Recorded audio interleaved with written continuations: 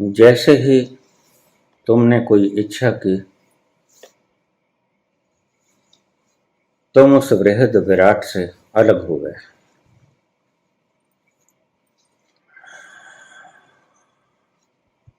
तुम समूचा अस्तित्व हो।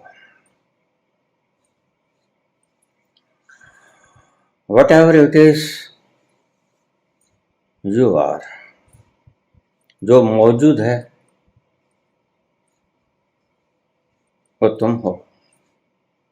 तुम्हारे सिवा यहाँ किसी अन्य का अस्तित्व नहीं।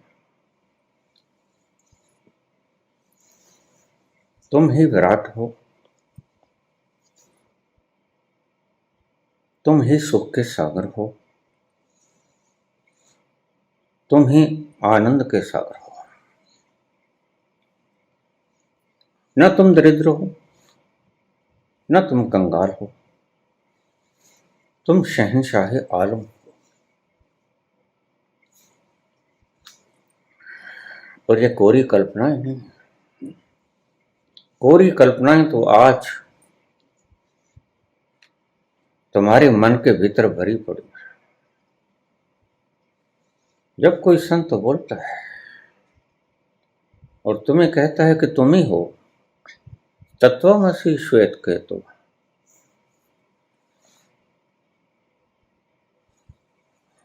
तुम सुन लेते हो लेकिन तुम मानते नहीं। क्यों नहीं मानते? तुम अपने भीतर झांकते हो और देखते हो जिसे संत ने विराट कहा, आनंद का समुद्र कहा। आनंद तो है नहीं, विषाद है, दुख है, दरिद्रता है। जिसे इसने शहंशाह आलम कहा, वह दरिद्रता से जूझ रहा है।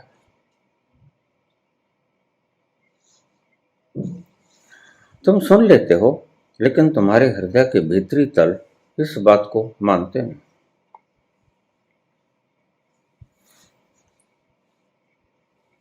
ये तुम्हारी अज्ञान के कारण है। और आज दीपावली का त्योहार इसी बात को इंगित करता है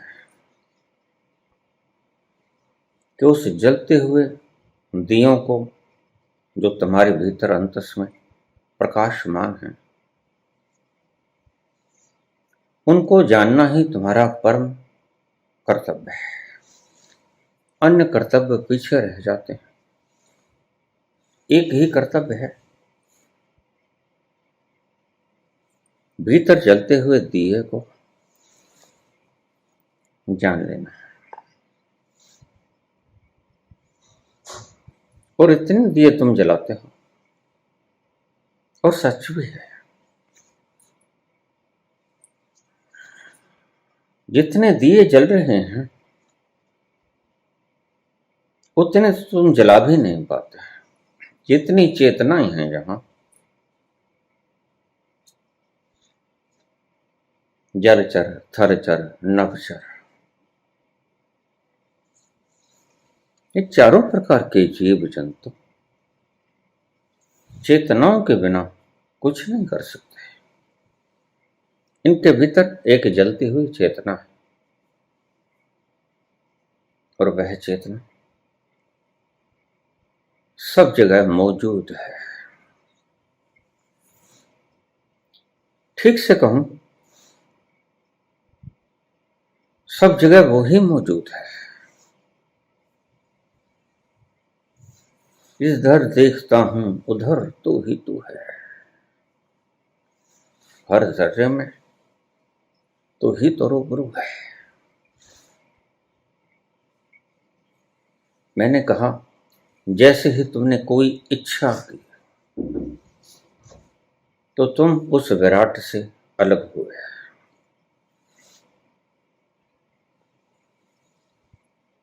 क्योंकि तुम्हारी इच्छा का मतलब ही ये है कि तुम विराट से अलग हो। तुम्हारी स्वतंत्र इच्छा, चाहे कोई भी हो, चाहे वो अपना पेट भरने के लिए ही क्यों न हो, चाहे तख्तों के लिए प्रार्थना करो, चाहे जीवन यापन के लिए प्रार्थना करो, प्रार्थना जो भी है वह ये बताती है कि तुम उससे अलग हो, और तुम्हारी प्रार्थनाएं, तुम्हारी अरदासें गलत हैं। इसलिए मैं कहता हूं, जैसे ही तुमने प्रार्थना की, प्रार्थना एक इच्छा है, ये मत समझना कि सर्व का मंगल मानने वाला व्यक्ति मुक्त है, नहीं, वह भी बंधन में है।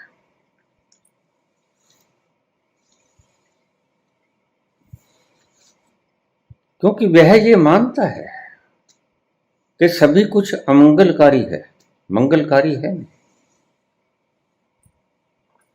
सर्वे भवन्तु सुखिनः, सर्वे सन्तु निरामया, सर्वे भद्राणि पश्यन्तु मा कश्चित् दुख भाग भवेत्। हे प्रभु, कोई दुखी न हो,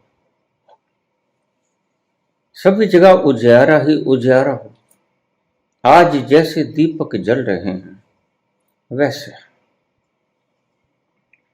सभी के हृदय प्रकाश से भरे हों, कोई प्रकाश से सोना ना हो। इसका अर्थ है, जैसे ही तुमने प्रार्थना की, अरदास की, वो चाहे सर्व के भले के लिए की, तुम अलग हो गए। और सत्य क्या है? सत्य वो है जो ऋषि अंतिम क्षणों में कहता है। उसके आखिरी वक्तव्य, उसके आखिरी संभाषण, अहम ब्रह्मास्मि, मैं ही परमात्मा हूं, अनल हक, मैं ही परमात्मा हूं, मैं खुद खुदा हूं।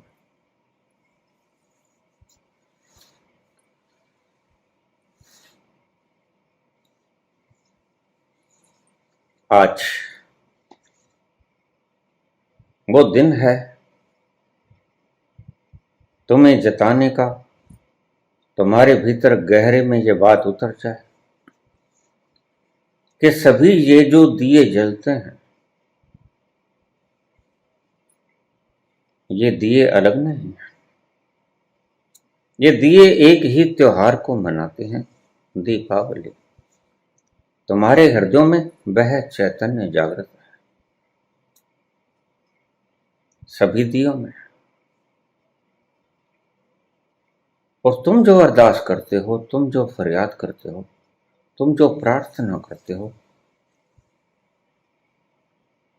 वह व्यर्थ है। व्यर्थ इन अर्थों में कि वो सत्य नहीं है। जैसे कुआं ईश्वर से फरियाद करे, हे प्रभु मुझे जल दे दो। कुएं की फरियाद, हे प्रभु मुझे जल दे दो, मैं प्यासा हूं, मैं दर दर भटक रहा हूं प्यास के मारे, मेरा कंठ सूखा जा रहा है, मेरे रोम त्राहिमाम त्राहिमाम कर रहे हैं, हे ईश्वर मुझे जल दे दो। तो जरा सोच, क्या ये फरियाद सही होगी? नहीं। क्यों? क्योंकि कुआं तो खुद जल का भंडार है। कुएं से तो न जाने अनेक गुजरने वाले राहगीर अपने प्यास को बुझा के जाते हैं, और कुआं फरियाद करे कि हे प्रभु मैं प्यासा हूं। यही बात कबीर ने कही, एक अजूबा हमने देखा, जल में रहकर मीन है प्यासी। बस ये अजूबा है। तुम आनंद के भंडार हो, आनंद के समुद्र हो, ओशन ऑफ लव। प्यार ही प्यार भरा पड़ा है और तुम पुकार कर रहे हो मैं प्यासा।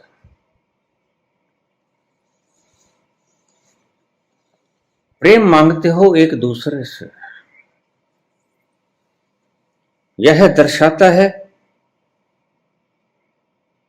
कि तुम प्रेम से वंचित हो और तुम प्रार्थना करते हो हे प्रभु मेरे हृदय को प्रेम से भर दो। भरे ही हुए हो, इसलिए मैं अरदास और प्रार्थना को उचित नहीं समझता। ये अवांछित है, इनकी कोई आवश्यकता नहीं है। फरियाद करने की कोई आवश्यकता नहीं कुएं को कि मैं प्यासा हूं, मुझे जल दे दो भगवान। कुआं तो जल का स्रोत है, कुआं तो दूसरे की प्यास बुझा सकता है। और यहां यह भी आप लिख लेना कि तुम भी दूसरों की प्यास बुझाने में सक्षम, यद्यपि तुम भी मांग रहे हो, एक दूसरे से प्रेम मांग रहे हो। सभी प्रेम के भूखे हैं और सभी प्रेम के कुएं हैं। यही अजूबा है जो कबीर कहते हैं, एक अजूबा हमने देखा, जल में रहकर पीर मीन है प्यासे। तुम प्यासे हो नहीं, इसलिए जब तुम फरियाद करते हो तो भीतर बैठा हुआ तुम्हारा मालिक, तुम जो खुद शहंशाहे आलम हो, वो हंसता है। हंसता है तुम्हारी नादानियों पे, हंसता है तुम्हारी मूढ़ताओं पे, मूर्खताओं पे, अज्ञान पे।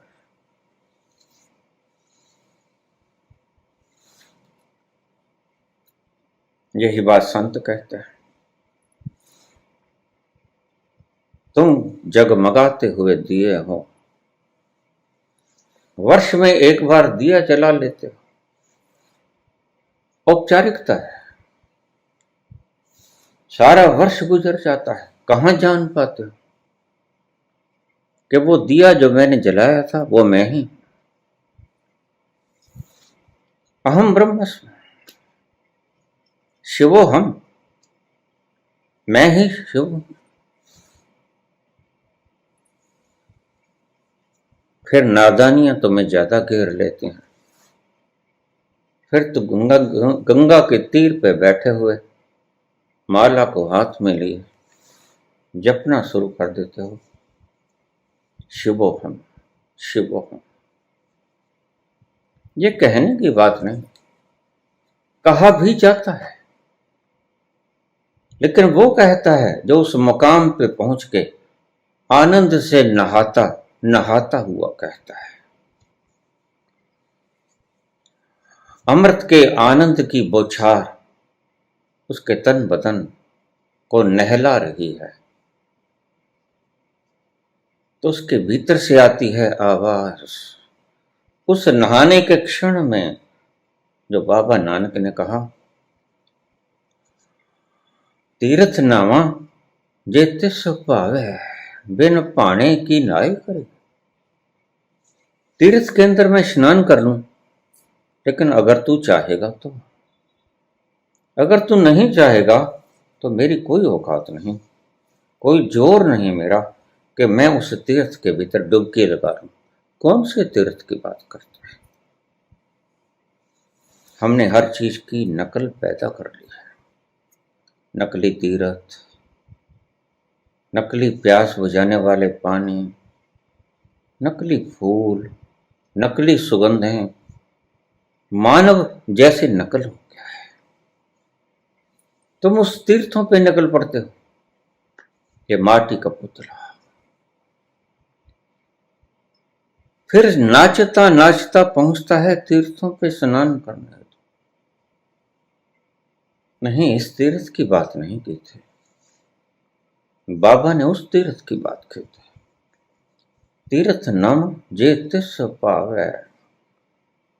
अगर विराट की इच्छा हो तो मैं उस तीर्थ में गोता भी लगा लूंगा, मैं नहा लूंगा। और ये जो शब्द बोले गए शिवो हम, ये उस काल में बोले गए जब आपके ऊपर सचखंड में से, ब्रह्मांड में से अमृत की मूसलाधार बारिश होती है। तब भीतर से गुनगुनाया जाता है। यह जाप करने वाली बात नहीं है, यह बात सत्य है, यह सत्य का गायन है। सत्य प्रस्फुटित होता है भीतर से झरने की तरह, फूटता है। और शब्द शब्दों में ढल जाता है। सत्य प्रकट होता है शब्दों में। ऐसे ही संत जब बोलता है सत्य शब्दों में प्रकट हो जाता है। तुम शब्दों को पकड़ लेते हो, चुप जाते हो। जहां से आती है यह आवाज, वो स्नान कर रहा है और भीतर से आ रहे हैं ये शब्द आनंद से भरे भरे। शिवो हम, शिवो हम, यह वो नजारा है, यह वो चारों ओर देखता है।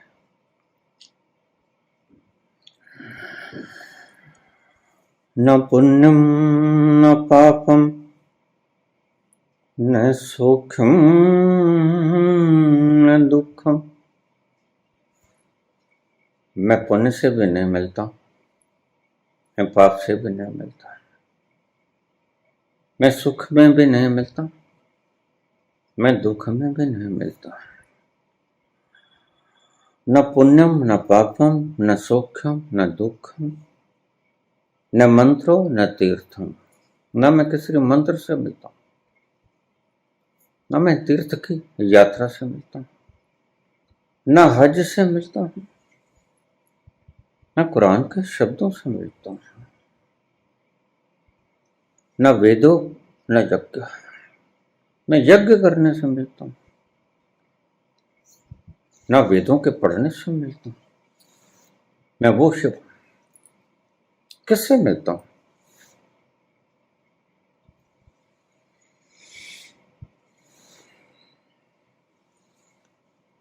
वह मिलता है स्वयं को जानने से। ये सब कर्म है, पुण्य पाप, सुख दुख, तीर्थ जप,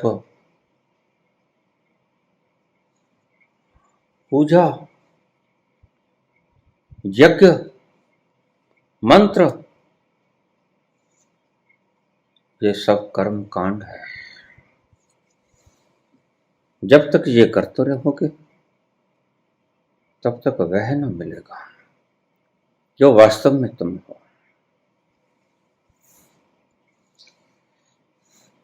और वास्तव में जो तुम हो,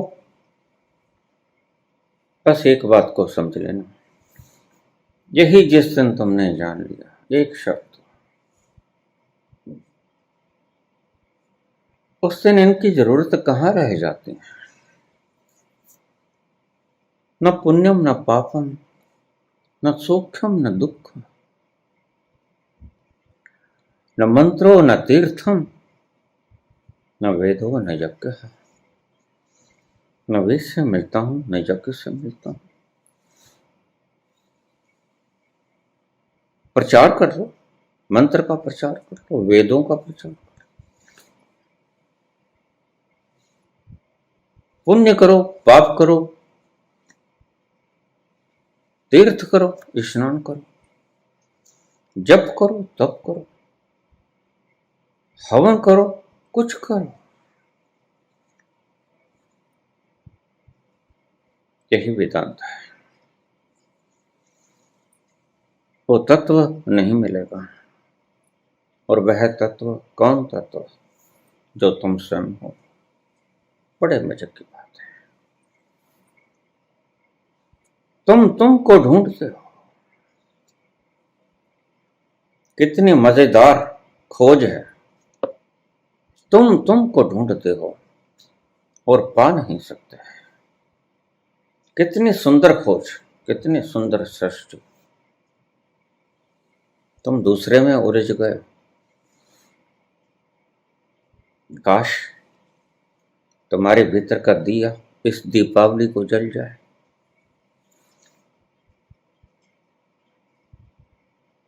और ये जलता हुआ दिया तुम्हें रोशनाई में दिखा सके कि तुम हो कौन, वो आ रहे हो।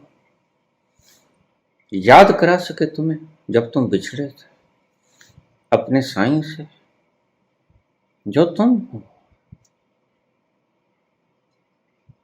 और फिर उमंग जगे, तरस जाओ उससे मिलने के लिए। बस आज की रात, दीपावली की रात, यही कोशिश करना कि तुम्हारे भीतर के दिए जल जाएं। और दिए जलने का अर्थ, वास्तव में तुम कौन, वास्तव में शास्त्रों में क्या लिखा है कि तुम कौन हो, शास्त्र बताएगा तुम्हें। तुम्हारे जीवन की अंतस गहराइयों को शास्त्र बताएगा। यही तो मूर्ता है हमारी। शास्त्र को न दुख होता है, न सुख होता है, न प्रेम होता है, न नफरत होती है। शास्त्र को कोई भी आभास नहीं होता और उससे ढूंढते हो कि मैं कौन। परम अनुभव की बात शास्त्रों में ढूंढते हो। और शास्त्रों को तो छोटे छोटे अनुभव भी नहीं होते। शास्त्र तो कभी खुश भी नहीं होता, कभी नाराज भी नहीं होता, कभी सुख भी नहीं होता उसे, न कभी दुख होता है, न कभी वैराग्य होता है शास्त्र को, न कभी पीड़ा होती है शास्त्र को। और उससे तुम अपेक्षा करते हो तो वह तुम्हें परम अनुभव का ज्ञान दे देगा। उसे तो सुख का कुछ पता ही नहीं। वो तो श्वेत कागज पर लिखे हुए काले धब्बे हैं, और इन धब्बों से तुम सीखना चाहते हो। तुम खुद ही नहीं बता सकते, तुम्हारा जीवन खुद ही नहीं बता सकता कि दर्द क्या है, भय क्या है, प्यार क्या है, नफरत क्या है, द्वेष क्या है, ईर्ष्या क्या है खुशी, क्या है गमी। तुम बता सकते हो? नहीं बता सकते। इतना छोटा सा अनुभव भी तुम नहीं बता सकते। तुम्हारा पेट दुखता है और डॉक्टर कहे कि नहीं, इंजेक्शन तो बाद में दूंगा, दिखाओ पहले निकाल के कौन सा दर्द है। तुम कहोगे नहीं, जय मेरे बलबूते का है ना। एक छोटी सी बात, दर्द, दुख, सुख, ये तुम दिखा नहीं सकते। और उस परम अनुभव को, परम विराट महोत्सव को तुम शास्त्रों में ढूंढते हो। शास्त्र बताएगा तुम्हें? नहीं, शास्त्र कभी नहीं बता पाएगा। मैं सदा ही कहता हूं, इनको जला दो, आज के दियों से इनको जला दो। आज के दिए तुम्हें इतनी रोशनाई देते हैं, आज के दियों में आग भी है। इन दियों की आग से तुम्हारे शास्त्रों को जला दो, क्योंकि ये तुम्हें भटकाते हैं। ये तुम्हें अनुभव तो कोई दिखा नहीं सकता। अनुभव तो जीवत गुरु ही दिखा सकता है। विवेकानंद सभी किसी से पूछ लेते, ईश्वर है?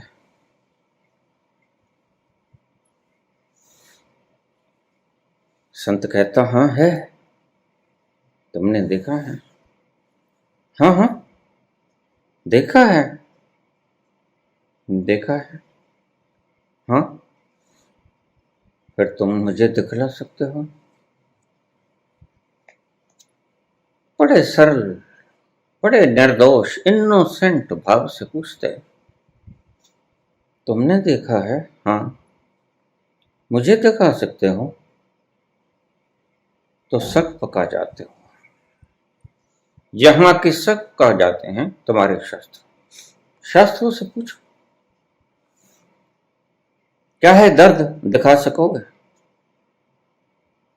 क्या है शोक, दिखा सकोगे? क्या है दुख, क्या वैराग्य है? वैराग्य शब्द तो दिखा देगा शास्त्र, वैराग्य नहीं दिखा पाएगा। गौर से समझ लेना, शब्दों का भंडार है शास्त्र, शब्दों को जला दो, आग लगा दो। आज दिए की रोशनाई हो ही जाने दो और इन शास्त्रों की आग से रोशनाई को बढ़ने। शास्त्रों को कंठस्थ मत करो, शास्त्रों को कंठस्थ करना मूर्खता है। और तुम ये मूर्खताएं रोज दोहराते हो, इन मूर्खताओं को दोहराना बंद करो। शास्त्र एक बकवास है, कब तक करोगे? रोज चूके चूके जाते हो अपने आप से इन शास्त्रों के कारण।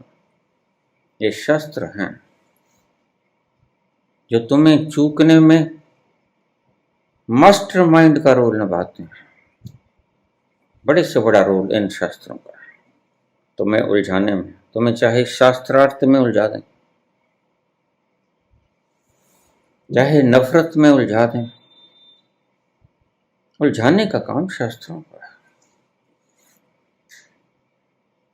और इनके भीतर लिखी बातें कोरे शब्द आज के दिए दो तरफ इशारा करते हैं।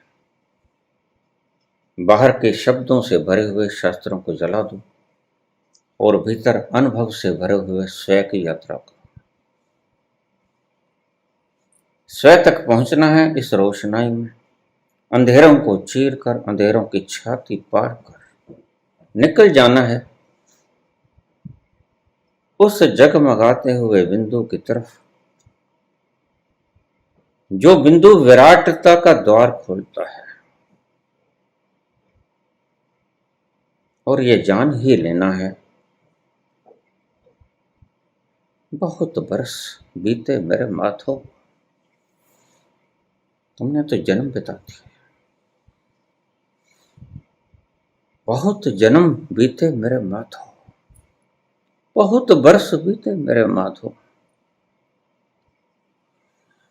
ये जन्म तुम्हारे लेखे, ये वक्त तुम्हारे लेखे। कब करोगे ये वक्त? छोड़ो, पिछले जन्म तो तुमने देखे ही नहीं, उनकी बात मत करो। ये जन्म तो तुम जानते हो कितने के हो गए। कोई अर्थ आया या व्यर्थ गए? व्यर्थ गए। जिनको अर्थ आया वो चुपचाप मजा लेंगे अपने होने का, स्वयं के होने में डूब जाएंगे और आनंद की छलकन से सराबोर रहेंगे।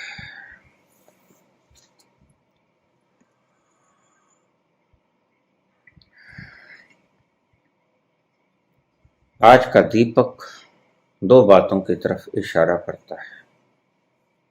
एक तो इन दियों की ज्वालाओं में, रोशनाइयों में खुद को तलाश कर लो, अपने भीतर का दिया जला लो। और दूसरा, ये दिया और भी काम कर सकता है, वो भी कर लो। जो तुम्हें अज्ञान के गर्त में धकेलते हैं शास्त्र, उनको जला दो। इस दिए में क्षमता है अज्ञान का नाश करने के लिए, और शास्त्र अज्ञान है। आज जो मैं बोलता हूं कल वो भी शास्त्र हो जाएगा, उसको भी जला देना। लेकिन जलाने से पहले मैंने बोला क्या वह जान लेना। दो धारू तलवार हैं और दो बातें जाननी पड़ती हैं। पहली, मैं न तो मन हूं, न बुद्धि हूं, न अहंकार हूं, न चित्त हूं। इन चारों में से मैं कुछ भी नहीं। न मन हूं, न बुद्धि हूं, न चित्त हूं, न अहंकार हूं। न मैं कान हूं, न जीभ हूं, न नासिका हूं, न नेत्र हूं। मैं कोई इंद्रिय भी नहीं। न बाहरी इंद्रियां हूं, न भीतर इंद्रिया।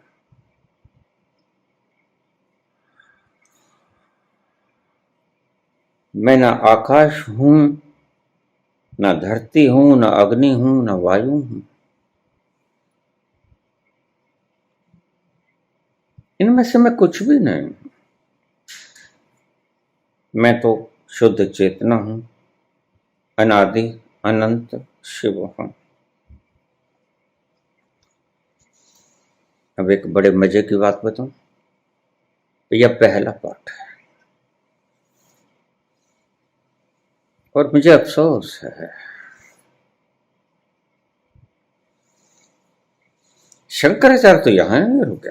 शंकराचार्य जो लिखा जा सकता था वो लिख दिया। मैं ये कुछ भी नहीं हूं, मैं तो शिव स्वरूप हूं, मैं तो चेतना। पहले तो यही जानना होता है। पहला पाठ तुमने पूरा किया और जैसे ही तुम उस चेतन स्वरूप में पहुंचे, उस बिंदु पे पहुंचे, तो एक द्वार खुलेगा। अब बात शास्त्रों की नहीं आती। यहां शंकराचार्य की बातें बेमानी हो जाती हैं, यहां शंकराचार्य असफल सिद्ध होते हैं। अब उससे आगे अनुभव में चलिए, उस बिंदु पे एक द्वार खुलेगा। जद पाल अपेद कलंदर दा, बूहा खुल गया पुनः अंदर दा।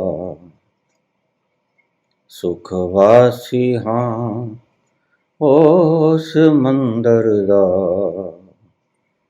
जिथे चढ़दी है ना लेंदी है। जद पा लिया भेद कलंदर दा, जब उस शिव स्वरूप के भीतर अवस्थित हो जाओगे, जैसे कृष्ण कहते हैं स्थिति प्रज्ञ हो जाओ, बूहा खुल गया अपने अंदर था, तो यहां एक दरवाजा खुलेगा। सुखवासी हां उस मंदिर दा, तो तुम क्या पाओगे?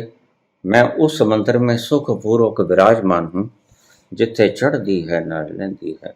वहां न तो सुख न दुख का उतार चढ़ाव नहीं होता, वह न सुख खुशी देता है, न दुख यातना देता है। पहले ये जानना है कि मैं ये नहीं हूं, न धरती हूं, न आकाश हूं, न इंद्रियां हूं, न कान, न नाक, न मुंह। फिर आगे ये जानना होता है कि मैं क्या हूं।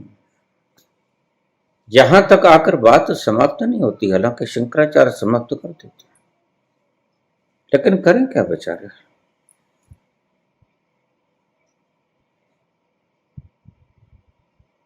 शंकराचार्य जानते हैं कि उसका वर्णन नहीं हो सकता, बस उसके लिए 4 शब्द ही काफी। वो मैं हूं। पहले कहते हैं कि मैं नहीं हूं, फिर कहते हैं मैं ही हूं। ये जड़ भी मैं हूं, चेतन भी मैं हूं, दुख भी मैं हूं, सुख भी मैं हूं, दर्द भी मैं हूं, प्रसन्नता भी मैं हूं, अहोभाव भी मैं हूं, ईर्ष्या भी मैं हूं, द्वेष भी मैं हूं। सब मैं हूं, सब मैं हूं। ऐसा कुछ नहीं जो मैं नहीं, ऐसा कुछ नहीं जो मैं से परे। सिर्फ यहीं से बात बनेगी। तिरस्कार करने से बात नहीं बनेगी, इंकार करने से बात नहीं बनेगी। मैं न धरती हूं, न वायु हूं, न आकाश हूं, न चित्त हूं, न बुद्धि हूं, न मन हूं, न अहंकार हूं। इतना कहने से बात बनेगी ना। इतना कहने से सिर्फ एक लिफ्ट में तुम बैठ जाओगे और वहां पहुंच जाओगे जो तुम्हें बिल्कुल परम ऊंचाइयों पे ले जाएगी। बड़ा प्यारा ढंग है, यह एक मार्ग है। इस मार्ग से तुम वहां पहुंच जाओगे जिसको शंकराचार्य कहते हैं कि मैं शिव हूं। वहां एक द्वार खुलेगा, प्रेम का द्वार। और तुम क्या देखोगे? तुम देखोगे मैं ही हूं। पहले कहोगे मैं नहीं हूं, ये दुधारू तलवार मैं इसलिए कहता हूं। फिर तुम कहोगे मैं सब कुछ हूं, खुशी भी मैं हूं, दुख भी मैं हूं, ये गंदा नाला भी मैं हूं, ये पावन गंगा भी मैं, ये जो दोनों तिरोहित हो जाते हैं समुद्र के भीतर वो भी मैं हूं, ये आकाश भी मैं हूं, ये चित्त भी मैं हूं, ये मन भी मैं हूं, अहंकार भी मैं हूं, सब मैं हूं। मेरे से बाहर कुछ भी नहीं, मेरे से अतिरिक्त कुछ भी नहीं। ये दूसरा पड़ाव है और यही यात्रा आके समाप्त होती है। पहले से शुरू करो, इस दिए से प्रकाशित हो जाओ और इस दिए से शास्त्रों को जरा दो। इन शास्त्रों ने बड़ा उलझाया है तुम इस शब्दों में, शब्दों के कारण तुम उलझ गए। शब्द तुम्हारे दुश्मन बन गए हैं, शब्दों ने तुम्हें तुमसे तुमको छीन लिया है। इनको जरा दो। जीवत गुरु से 4 बातें सीख लो और उस मुकाम पे पहुंच जाओ जिस मुकाम पर शंकराचार्य कहते हैं ये मैं नहीं। न मैं मंत्र से मिलता हूं, न जप से मिलता हूं, न तप से मिलता हूं, न हवन से मिलता हूं, न यज्ञ से मिलता हूं, न सुख से मिलता हूं, न दुख से मिलता हूं, न तीर्थ से मिलता हूं, न स्नान से मिलता हूं।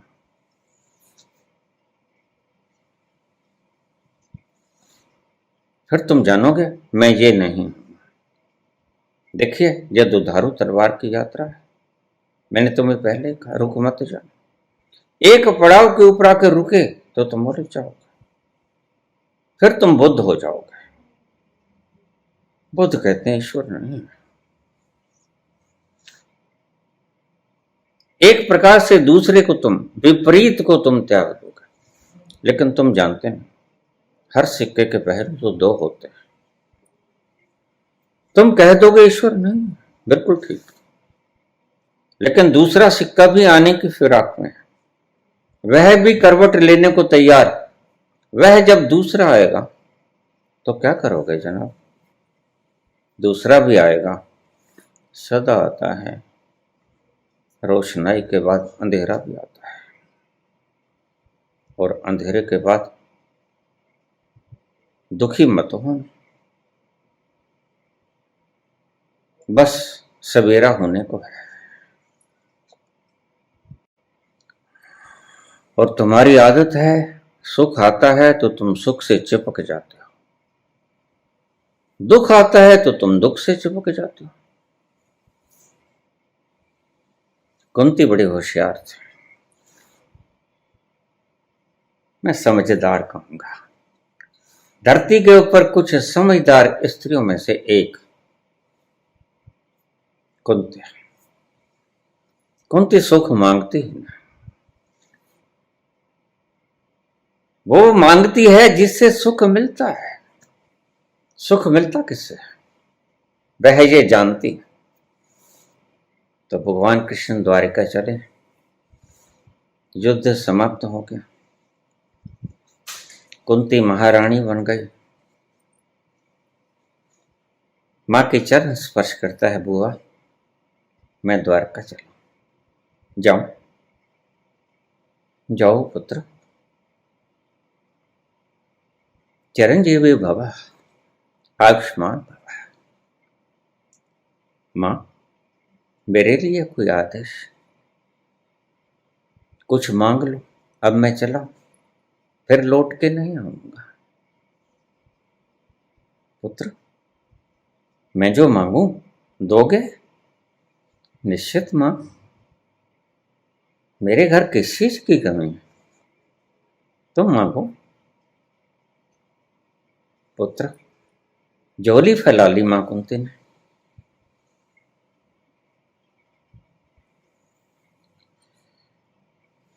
इस झोली में दुख ही दुख भर दो। कृष्ण चौंके ने, कृष्ण भीतर से प्रसन्न हुए। कृष्ण जानते हैं कि इसने सुख की चाबी मांग ली, जैसे तुमने लॉकर की चाबी मांग ली, तुम मालिक हो गए। दुख सुख के लॉकर की चाबी है।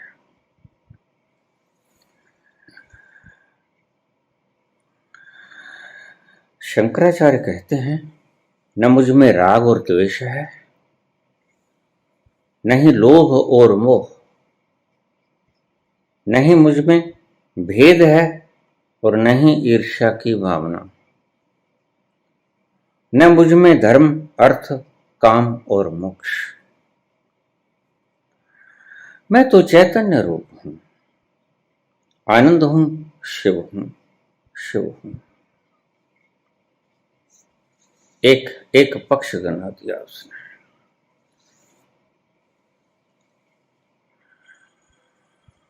शंकराचार्य को आज तक कोई काट नहीं सका, लेकिन प्रथम बार मैं काट रहा हूं। सिक्के का एक पहलू दिखा दिया उसने। शंकराचार्य ने सिक्के का एक पहलू दिखा दिया। न मैं मोह हूं, न मैं ईर्ष्या, न द्वेष, न राग, न लोभ,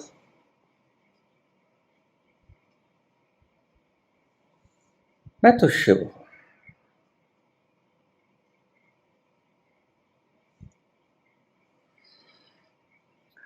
न मुझ में राग है, न द्वेष, न लोभ, न मोह, न मद है, न ही ईर्ष्या की भावना, मुझ में धर्म अर्थ काम मोक्ष, इनकी भावना भी नहीं है। मैं तो शुद्ध चैतन्य,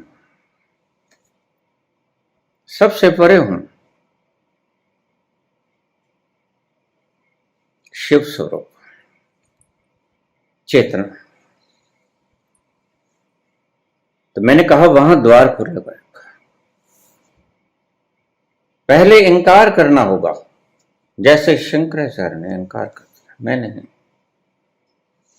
न द्वेष, न ईर्ष्या, न प्रेम, तो फिर ये कौन है? ईर्ष्या कहां से आई?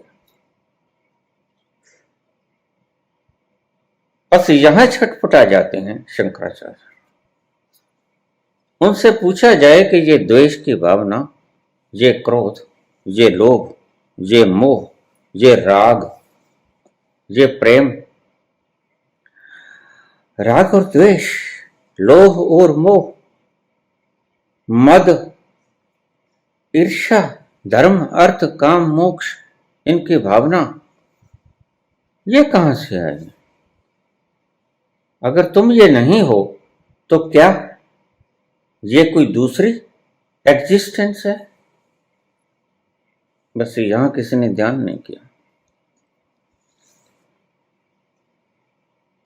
अगर ईश्वर ही है, ईशावास्यमिदं सर्वम यत् किंचित् जगत्याम जगत, तो फिर तो काम भी वो ही है, अर्थ भी वो ही है, धर्म भी वो ही है, मोक्ष भी वो ही है, कामना भी वही है, निष्काम भी वही है।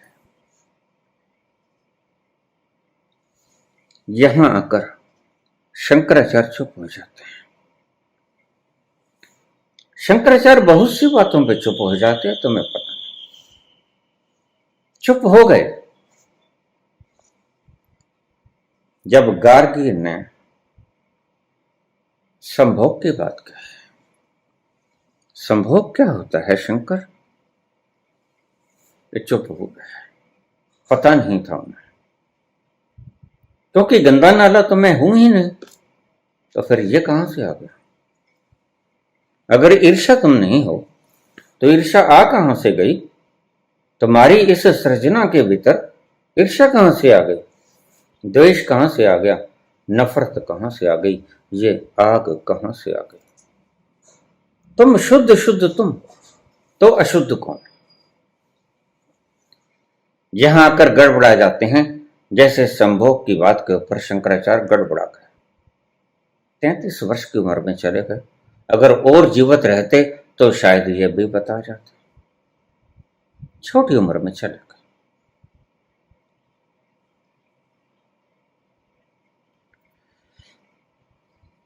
लेकिन काश शंकराचार्य इतना ही कह के चले गए, और ठीक भी है। सत्य को बतला जाना भी काफी होता है। असत्य भी मैं हूं, ये कहने के लिए बड़ी छाती चाहिए। ये कृष्ण कहते हैं। शंकराचार्य कृष्ण नहीं हो सकता।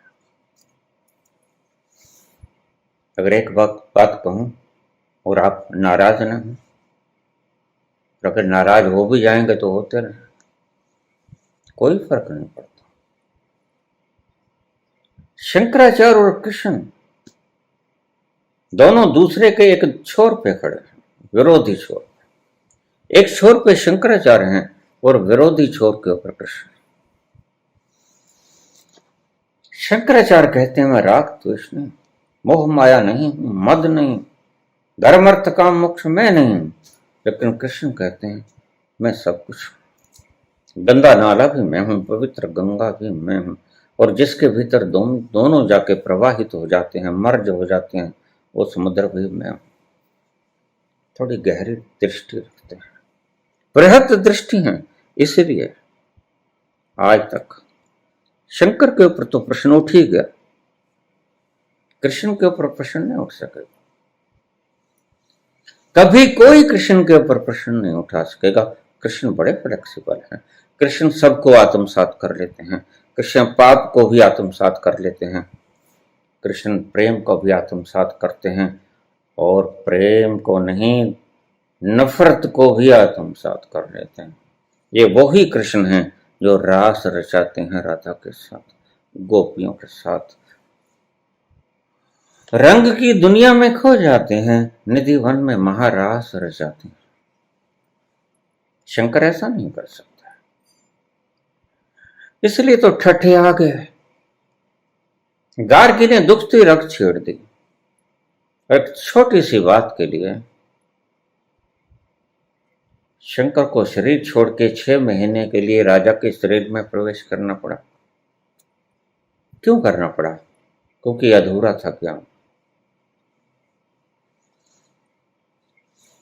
तुम जो चबर चबर बोल रहे हो शंकर, तुम आए कहां से? यही पूछा गार्गी ने।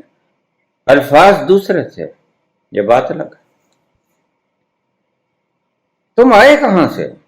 तुम ये जो बोल रहे हो शास्त्र, खंडन मंडन कर रहे हो, तुम कहां से आए ये बताओ। तुम्हारा ओरिजिनेट पॉइंट कहां है? संभव कैसे होता है? यहां चूक गए शंकर। शंकर एकत्ववादी तो हैं, लेकिन ध्यान रखना बहुवादी नहीं। सब कुछ मैं हूं ये कहने की जरूरत नहीं रखेंगे शंकर। शंकर एक ही बात कहेंगे, शिवोहम शिवोहम शिवोहम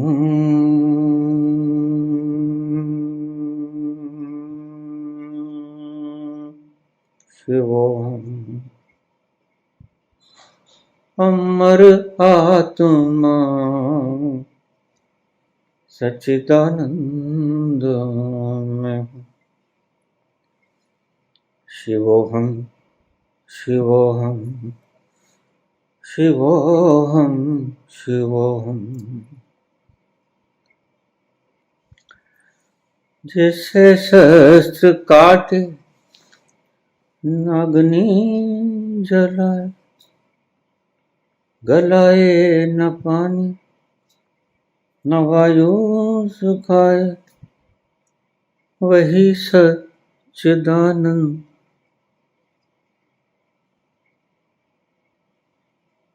आनंद में हूँ। शिवोहम शिवोहम शिवोहम शिवोहम। मैं वो हूं जो कटता नहीं, मैं वो हूं जो जलता नहीं, मैं वो हूं जो सूखता नहीं, मैं वो हूं जो गलता नहीं। पर वो कौन है जो गल जाता है? यहां चूक जाते हैं शंकर। शंकर के पास इस बात का कोई जवाब नहीं होता। फिर जिसे शस्त्र काटता है वो कौन? जिसे अग्नि जलाती है वो कौन? जिसको पानी गला देता है वो कौन? इसको वायु सुखा देती है वो कौन? इसका जवाब न दे सकेंगे। शंकर एक बात में खत्म कर देंगे, वह माया है। वह माया है, कहने से बात नहीं बनती। इसका जवाब कृष्ण देता है। शंकर से देते ना बनेगा, शंकर चूक जाएंगे, शंकर अधूरे। कृष्ण दे देंगे इसका जवाब। कृष्ण कहेंगे जो कटता है वो भी मैं हूं, जो जलता है वो भी मैं हूं, मेरे सिवा किसी का वजूद यहां है नहीं। जो सूखता है वो भी मैं हूं, और जो गलता है वो भी मैं हूं। और ध्यान रखना, एक द्वंद्व में ठहर जाना पूर्णता की निशानी नहीं है। पूर्णता तो तभी होगी जब दूसरा सिक्का भी साथ लेना पड़ेगा। तुम सिक्के को जब उठाते हो, जो सिक्के का पहलू तुम्हें नजर आता है, तुम चाहो या ना चाहो दूसरा तुमने उठा ही लिया, तो उसके साथ ही आ जाएगा। तो इसका जवाब शंकर तो नहीं दे सकते, कृष्ण दे देते हैं। कृष्ण कहते हैं जो कटता, गलता, जलता, सूखता वो भी मैं। गंगा भी मैं, गंदा नाला भी मैं, और दोनों जो समाहित हो जाते हैं वो सागर भी मैं। मेरे सिवा यहां किसी का कोई वजूद नहीं, बस मैं ही मैं हूं। और मैं सिर्फ शिव स्वरूप नहीं, मैं वो भी हूं जो कटता है।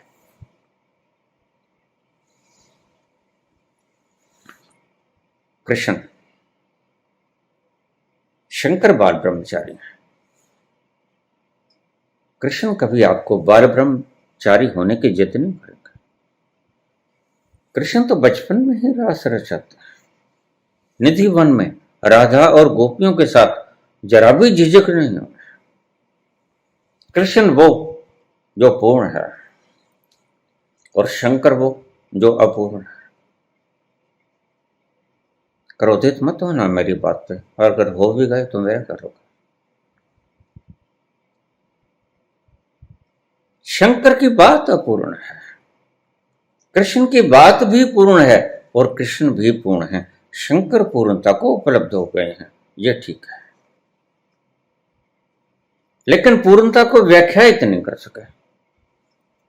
लेकिन कृष्ण वो हैं जो पूर्णता को व्याख्यायित कर देते हैं, और व्याख्या करना भी अपने आप में एक कला है। तुम जान जाओ लेकिन बोल ना सको। जैसे तुम कहां बोल पाते हो, तुम्हारे दर्द होता है, तुम दर्द कहां निकाल के दिखा पाते हो डॉक्टर को, ये रहा दर्द, लेकिन कृष्ण दिखा पाते हैं। वह बड़े मास्टर हैं, वह हर चीज को समझाने के योग्य हैं, वह पूर्ण हैं। वह वो पूर्ण हैं जिस पूर्ण में से पूर्ण को निकाल लिया जाए तो शेष भी पूर्ण ही बचता है। पूर्णमदः पूर्णमिदं पूर्णात् पूर्णमुदच्यते पूर्णस्य पूर्णमादाय पूर्णमेवावशिष्यते। कृष्ण वो पूर्ण हैं जिनमें से पूर्ण को निकाल लिया जाए तो पूर्ण ही बचते हैं। शंकर पूर्ण तो है, उस स्थान पे चले गए हैं जो यह जानता है कि मैं शिव रूप हूं, शिवो हूं। वह उस दरवाजे के भीतर भी प्रवेश कर जाता है जहां सुख के झरने बहते हैं, जहां आनंद की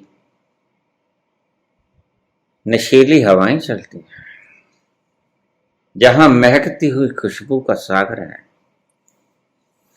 जहां स्वर्ग है, जहां कल्पवृक्ष है, जहां जो मांगोगे वही मिलता है, वरना जहां जाकर सब मांगे ही समाप्त हो जाती हैं। ये दोनों ठीक है, और कृष्ण दोनों को समाहित कर लेते हैं। कृष्ण को कोई गुरेज नहीं। वो निधि वन में महारास भी रचाते हैं। देखिए, रास नहीं कह रहा हूं मैं, महारास कह रहा हूं। कृष्ण निधि वन में महारास रचाते हैं। और कृष्ण वो हैं जो जरा भी झिझक नहीं मानते कृष्ण को कहते हुए कि इनका वध करते हैं। मत घबरा, मत सोच कि इनके हाथों से तू पला है, ये गुरु हैं, इनसे विद्या सीखा हूं, इनकी गोदी में बैठ के पला हूं, बुरकी बुरकी इनसे खाई है। मेरे हाथ कांप रहे हैं, कैसे चलाऊं इनके ऊपर, मेरे शस्त्र चलते नहीं, मेरे हाथ निर्बल हो जाते हैं। मुझे वो दिन याद आ जाते हैं जब मैं भय के कारण अन्य भाई मुझे मारने को दौड़ते थे और मैं पितामह की गोदी में जाके छिप जाया करता था और उसका आंचल मुझे सुरक्षा प्रदान करता था, कवच की तरह। मैं कैसे भूल जाऊं। कृष्ण कहते हैं इनका वध करते हैं, क्योंकि सत्य का है तुम्हें पता नहीं। ये मरेंगे, लेकिन ये मरेंगे नहीं। वास्तव में इनके भीतर जो चीज है वह नहीं मरेगा, ऊपर से खोल मरेगा।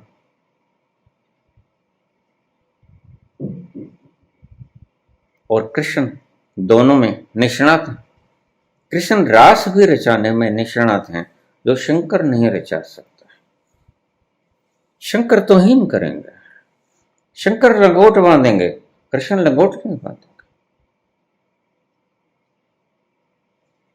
कृष्ण ब्रह्मचर्य का उपदेश नहीं देंगे, कृष्ण रास रचाएंगे। इसका मतलब वह ब्रह्मचर्य का खंडन करेंगे? बिल्कुल करेंगे, कोई गुरेज नहीं करेंगे। 16,108 रानियों के सबके 10-10 बच्चे कहां से आए? रास रचाने से तो नहीं आते। ये तो अंतरंग क्रिया के बिना बच्चे तो नहीं होते। लेकिन वो जानते हैं कि यह जो मैं कुछ कर रहा हूं यह प्रकृति के अंतर्गत आता है। मैं प्रकृति से पार। बस यही है तत्व ज्ञान आज का। रोशनाई अलग है, और जिस दिए के भीतर ये रोशनाई हो रही है, बाती रोशन हो रही है, जिस ईंधन के कारण ये बाती रोशनाई हो रही है, वो तुम। दिया खड़ा है तुम्हारे शरीर जैसा, तुम्हारे इंद्रियों जैसा। दिया तुम्हारी इंद्रियां हैं, और दिए के भीतर जो बाती जल रही है वो जलती हुई बाती तुम चैतन्य रूप।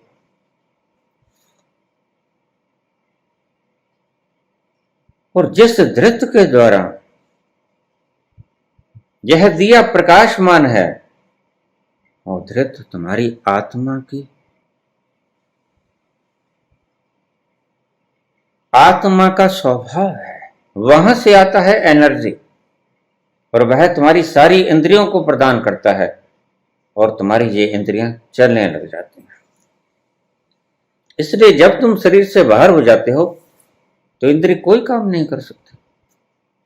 तुम उसी व्यक्ति से जिससे 2 मिनट पहले बता रहे थे, लाख पीटो, लाख बोलो, लाख हवाला दो, मैं तेरा ये हूं, मैं तेरा ये हूं, मैं पिता हूं, मैं मां हूं, मैं भाई हूं, लेकिन वह नहीं बोलेगा। क्यों? क्योंकि वो ईंधन चला गया,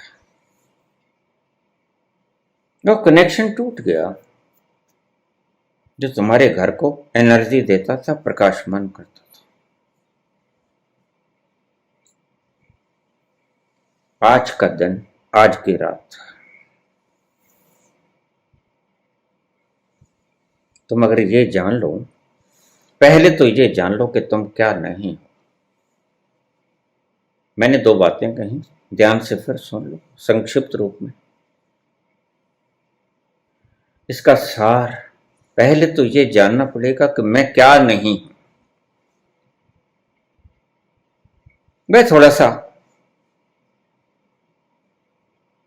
आपसे मेहनत मांगेगा, देखना पड़ेगा यह जो बोल रहा है यह कौन है? साक्षी हुए बिना ये जाना नहीं जाता। तुम साक्षी में हो जाओगे स्थित तो तुम अपने आप को बोलते हुए देख पाओगे कि गले से आवाज आ रही है, होंठ फड़फड़ा रहे हैं, बंद हो रहे हैं, खुल हो रहे हैं, ये गले में से हवा की आवाज कंपन बाहर आता है। तुम सुन भी सकोगे, तुम देख भी सकोगे, वो साक्षी तुम हो। और उस साक्षी में जाना पड़ेगा, ये द्वैत है। इसे अद्वैत मत कहना, यह है वेदांत का अद्वैत नहीं। खुद को साक्षी की तरह जान लेना अद्वैत नहीं, यह है द्वैत। एक तो तुम साक्षी देखने वाले, और दूसरे जो दिखता है वो दृश्य।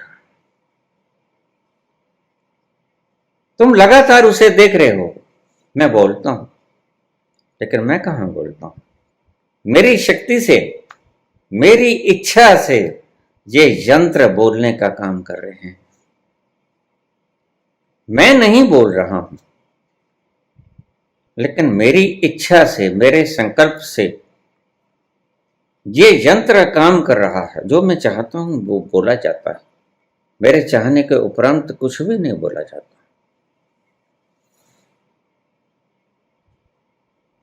यह मेरे औजार हैं, मेरे इंस्ट्रूमेंट हैं, मेरे हथियार हैं। ये मैं नहीं हूं, मेरा लबादा है। मैं तो सदा से हूं। और जब ये लबादा ना रहा, जैसे हम अपने शरीर के वस्त्रों को बदल लेते हैं। भगवान कृष्ण ने भी कहा, न हन्यते हन्यमाने शरीर है। तुम नहीं मरते, ये तुम्हारा लबादा मर जाता है। कैसे? वासांशी जीर्णानि यथा विहाय नवानि गृह्णाति नरोपराणि तथा श्रीराणि विहाय जीर्णान्यानि संयाति नवानि देह।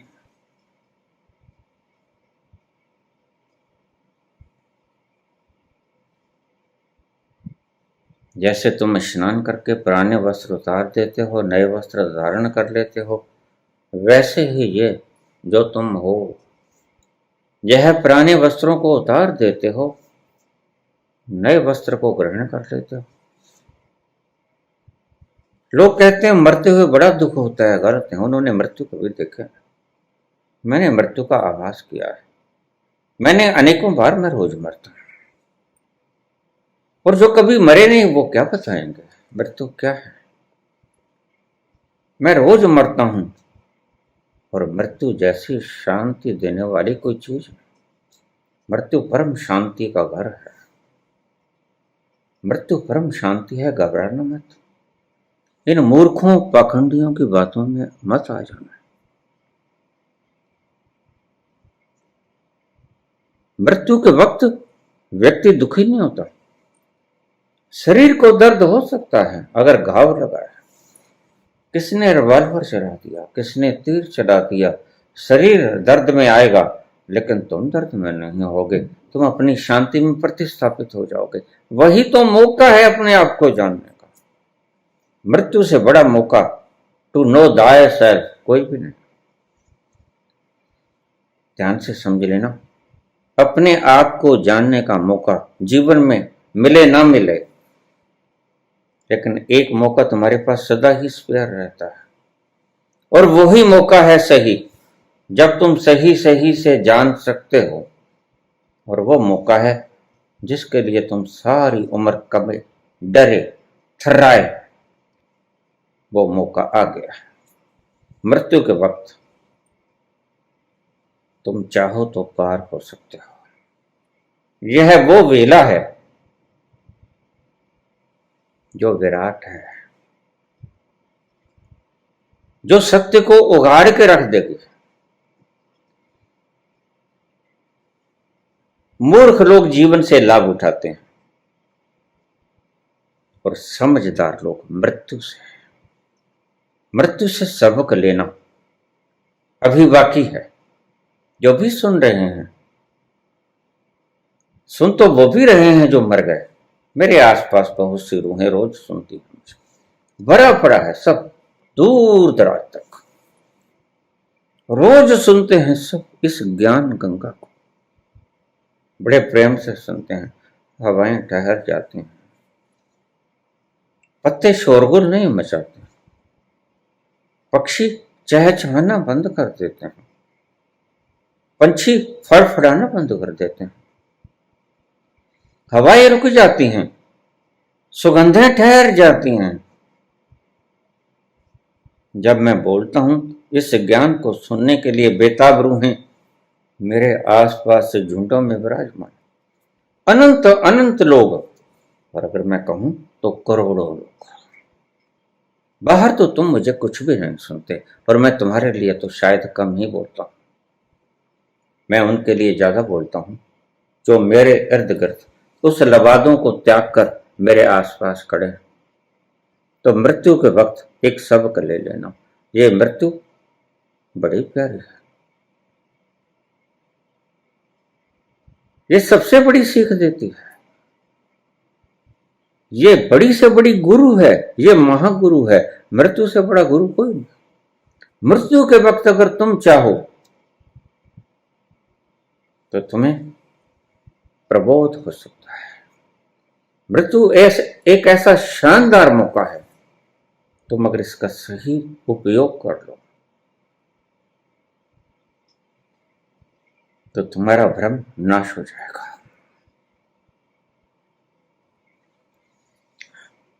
धरती पे कोई अमृत नहीं है, एक अमृत है जो तुम्हें मृत्यु दे सकती है। और तुम बड़े हैरान हो गए, नचिकेता के बाप ने नचिकेता को मृत्यु को सौंप दिया था, यमराज को, मृत्यु के देव को।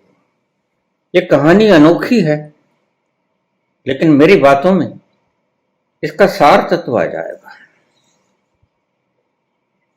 मृत्यु के क्षण को अगर तुमने जीते जी लिया, साक्षित्व में जी लिया, तो मेरे आसपास ये लामा लोग खड़े सुन रहे, हंस रहे। तिब्बत में एक प्रक्रिया चलती है बोरोदो में, जब व्यक्ति मरता है तो उसे याद कराता है, भूल जाता है आदमी। बस इस वेला में अगर तुम सजग हो जाओ, इस वेला में तुम पूर्ण शक्ति को एकाग्र करके, कंसंट्रेट करके अपनी सहजता में खड़े रह जाओ, सही तुम स्थिति प्रज्ञ हो जाओ, सही तुम अपने में ठहर जाओ संपूर्ण, तो मृत्यु तुम्हें अमृत दे सकती है। इसलिए नचिकेता के बाप ने नचिकेता को मृत्यु को सौंप दिया था, जा तुझे तो मृत्यु को दिया।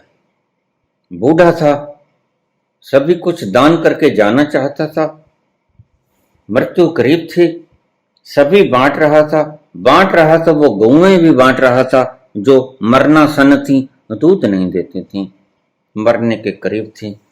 और बालक ने पूछ लिया नचिकेत ने, पिताजी इन गायों को देने का क्या फायदा है जो दूध नहीं देती, जो शायद घर भी ना पहुंचे, इसके पहले ही मर जाएं।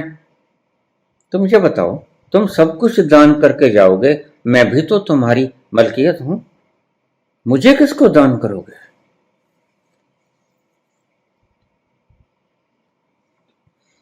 यह कहानी उपनिषद के उस खंड की है कि वाजस्व ऋषि होता था, कठोपनिषद में वह वृद्ध हो गया, सब कुछ बांटने लगा, बांट के जाऊंगा सब कुछ। और उसके पास जो मरी मरी सी गायें दूध नहीं देती थी, मरना सन थी, घास भी नहीं खाती थी, छोड़ दिया था, उसको बांट रहे थे। उसका बच्चा था नचिकेता। नचिकेता को पता चला कि सब कुछ बांट के जाएगा तुम्हारा पिता वाजस्व। सहज मन से, बाल मन से पूछ लिया, पिताश्री मैं भी तो तुम्हारी संपत्ति हूं, मुझे किसको दान दोगे यार?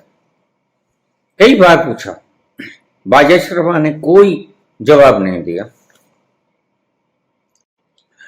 बाल मन हठी होता है, पूछता ही रहा, तंग आ गया बाजेश्वरवा ऋषि। तपोबल बहुत था, क्रोध में आ गया। क्रोध में आके कहने लगा नचिकेता को, पुत्र मैं तुम्हें यमराज को दूंगा, मृत्यु के देवता को तुम्हें अर्पित कर दूंगा, बाद में भूल हो गई। तुम क्रोध में आके कुछ कह देते हो, बाद में पराश्रित करते हो। खैर कहानी बड़ी लंबी है और बड़ी शिक्षाप्रद है, बताऊंगा तुम्हें। आखिर में जाते जाते मोरल के रूप में तो बोरोदो की एक प्रक्रिया है, उसमें मरते हुए व्यक्ति को चेताया जाता है कि साक्षी में रहना, कंप न जाना। ये सारा भीतर का तंत्र जो जुड़ा हुआ है आपस में, ये टूटेगा। प्रकृति अपना ऑपरेट करेगी, सर्जरी करेगी, लेकिन सर्जरी करेगी, तुम सर्जरी करते रहने देना, तुम बाधा मत डालना, तुम साक्षी ही बने रहना। और अगर तुम मृत्यु के क्षण में साक्षी बने रह सकते हो तो तुम्हें जीवन में कुछ और करने की जरूरत नहीं। जीवन में चाहे कुछ भी ना किया,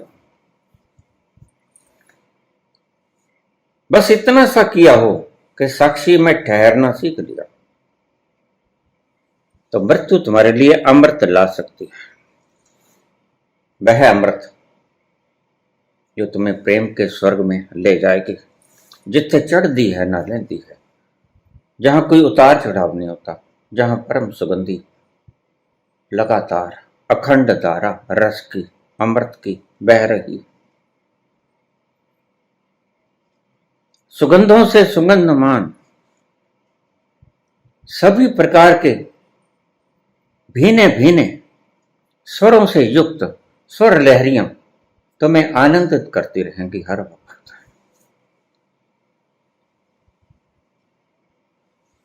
मृत्यु के क्षण में जो जाग गया, स्थिति प्रज्ञ रह गया, लेकिन तुम्हारे अपने संस्कार हैं। जीते जी तुमने शरीर को, मन को अपना समझा, और प्रकृति उसको काट छाट करेगी। प्रकृति का काम ही ये है, व्यर्थ को काट देना। जो तुम्हारे काम का नहीं रहा उसको तुमसे जुदा कर देना। सर्जन का यही तो काम होता है, मृत्यु से बड़ा सर्जन कोई है नहीं। अब शरीर तुम्हारे लिए व्यर्थ हो गया, अब जाओ, चलो निकलो, नया शरीर प्रकृति तुम्हें दे देगी, वह तैयार बैठे। प्रकृति 14 दिनों के बीच में, 13 या 14 दिनों के बीच में आमतौर से नया गर्भ उपलब्ध करा देती है, विशेष तरह की आत्माओं को छोड़कर, जो ज्यादा दृष्ट हैं या ज्यादा उच्च स्तर पे पहुंच गए हैं। वहां प्रकृति की बस नहीं चलती। नीच व्यक्ति को तो गर्भ नहीं उपलब्ध होता, हिटलर जैसे व्यक्ति, और बुद्ध को भी गर्भ उपलब्ध नहीं होता। दोनों के लिए मुसीबत हो जाती है। और हिटलर वैसे ही दुखी तलाश रहे हैं गर्भ को, गर्भ मिलता नहीं। इतनी दुष्टता कोई मिले तो हिटलर जन्म ले, जिसने 2 करोड़ व्यक्तियों को मार दिया, गैस चैम्बर में भून दिया, वाष्प बना के हवा में उड़ा दिया। अब कितना पाप किया होगा उसने। तो बोरोदो में बताया जाता है कि कपड़ा मत, स्थिर रहना। ये जो कट रहा है, ये जो प्रकृति काट रही है, nature is going to operate you. ये भीतरी ऑपरेशन है, काट छांट है, इसको करने देना। ये तुम नहीं, जो कट जाएगा वह शरीर तुम नहीं हो। वाशांसी जीर्णानि यथा विहाय नमानि गृह्णाति नरो प्राणी तथा श्री रानी विहाय जीर्णा अनन्याणी संयाति नवानी देही, बस तुम्हें नया शरीर मिल जाएगा। इस शरीर का खत्म हुआ काम, ये जर्जर हो गया और प्रकृति इसके सारे कनेक्शन को काटेगी। सब कुछ उठा के तुम्हें जाना होगा।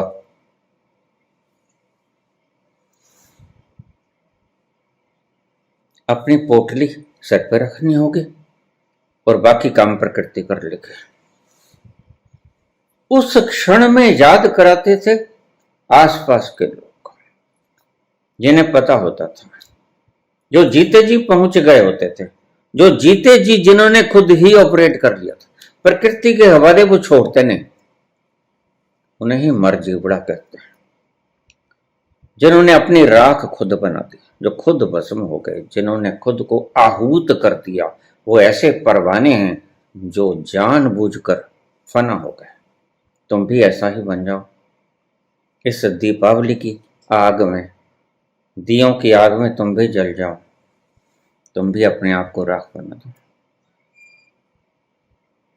मृत्यु के क्षण में बड़े से बड़ा तुम जो सबक सीख सकते हो वो यही है कि तुम देखोगे सब कट गया, लेकिन मैं ना कटा, मैं बच गया।